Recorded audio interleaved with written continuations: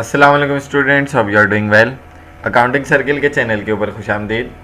Student, जैसा कि आपको मालूम है कि हमारा जनरल लेजर और ट्रायल बैलेंस का टॉपिक चल रहा था और इसके ऊपर हमने डिफरेंट टाइप के क्वेश्चंस के लेक्चर बनाए थे। आज के लेक्चर के अंदर हमने जो क्वेश्चन लिया है वो first year commerce year 2012 private का एक कॉन्सेप्चुअल क्वेश्चन लिया है। क्वेश्चन है जनरल लेजर के ऊपर, जिसके अंदर हमने कुछ बेसिक और कॉन्सेप्चुअल एंट्रीज को देखकर डायरेक्टली उनको टी अकाउंट में पोस्ट करना है। ठीक है जी, क्योंकि इस तरीके से आपके पास सवाल आता है।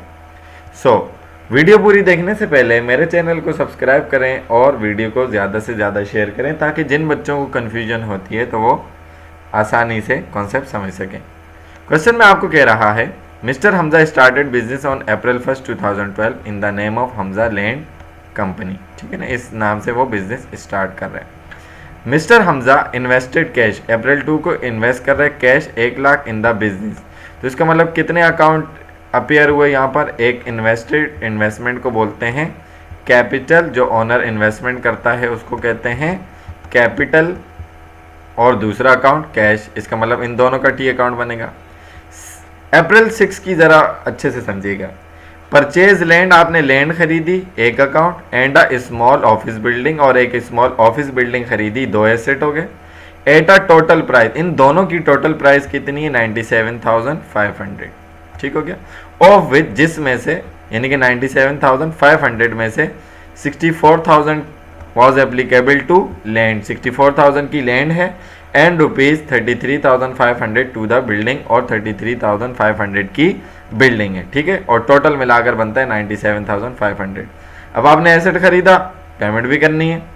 The term of purchase required, term of purchase में क्या कह रहे हैं कि कैश पेमेंट आप करेंगे 19,500 रुपये की। ठीक है, टोटल कितना पे करना है? 97,500। 19,500 रुपये आपने फॉरन कैश दे दिए, बाकी रह गए 78,000 यानी कि 78,000। And the issuance of the note payable for rupees 78,000, बाकी 78,000 के लिए आपने नोट इशू कर दिया, बोला कि भाई बाकी पैसे हम बाद में पे कर देंगे। तो टोटल कितने अकाउंट हुए? लैंड, ऑफिस बिल्डिंग 2, कैश पे किया तो 3, और नोट पेबल पे किया तो या इशू किया तो 4 अकाउंट ही हो गए। ठीक है जी। अप्रैल 15 को सोल्ड 1 क्वार्टर आपने लैंड एट इट्स कॉस्ट, जिसकी कीमत कितनी थी? 16,000 रुपये की। वो आपने बेच दी किसको? इरफान को। लैंड उसको बेच दी, एसेट आपके पास से गया। Issued a note of rupees 16,000, 16,000 रुपये का नोट उसने इशू किया, किसने? इरफान ने। In a series of 5 equal installment, 5 equal installment पे, of rupees 3,200 each beginning April 30। कहना ये चाह रहा है कि 16,000 जो है वो आप इरफान से रिसीव करेंगे, लेकिन कैसे? 5 इक्वल इंस्टॉलमेंट से, 5 से डिवाइड करवा दिया। आंसर आ गया 3,200। एक इंस्टॉलमेंट है 3,200 की। ईच बिगिनिंग, जो कि बिगिनिंग शुरू कहाँ से होगी? अप्रैल 30 से, यानी कि आपने at the end of the month 5 instalment pay करनी है। ठीक है ना, अप्रैल, फिर मई, जून, जुलाई, अगस्त। अगस्त में अगर आपकी 5 इंस्टॉलमेंट पूरी हो जाएंगी।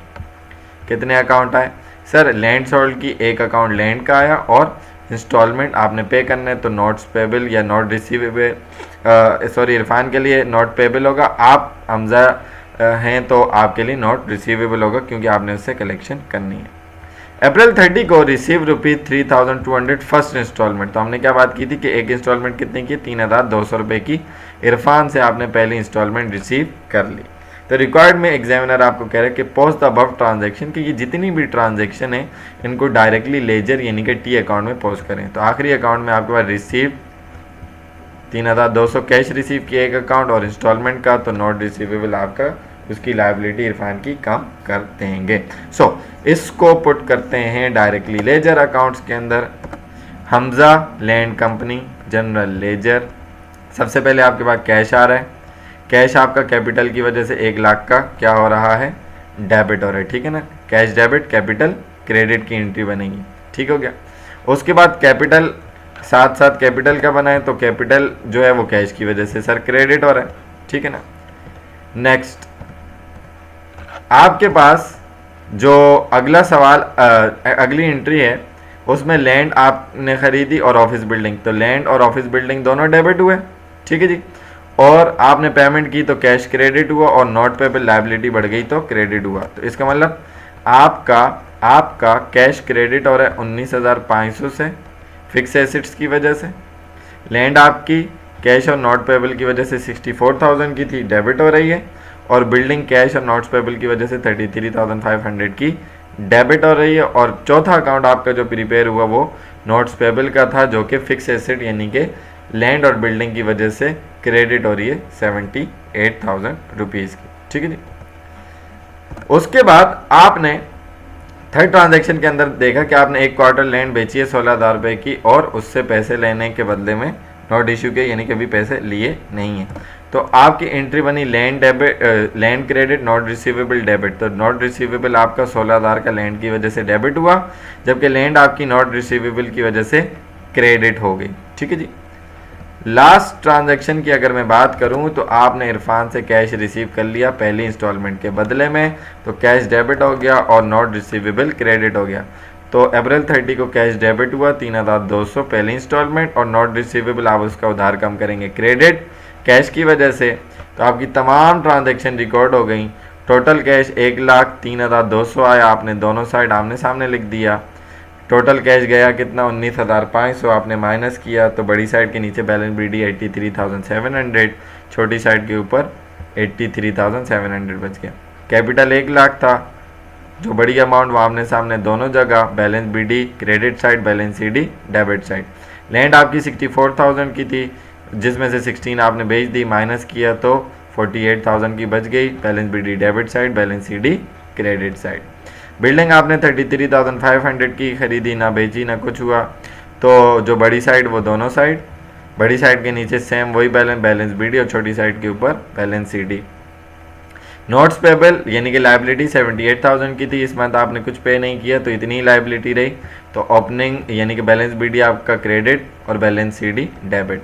नॉट रिसीवेबल आपने इशू किया था 16,000 रुपये का, जिसमें से आपने पहली इंस्टॉलमेंट रिसीव की, तो बड़ी अमाउंट दोनों साइड 16,000 रुपये में से 3,200 रिसीव कर लिया, तो बाकी बच गए 4 इंस्टॉलमेंट के पैसे, जो कि कितने बनते हैं 12,800 बैलेंस बीडी और बैलेंस सीडी।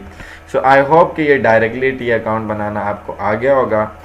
अगर इसके अंदर कोई कन्फ्यूजन होती है तो आप कमेंट सेक्शन में क्वेश्चन करके पूछ सकते हैं। अच्छे तरीके से प्रैक्टिस करें ताकि आपके कॉन्सेप्ट क्लियर हो सकें।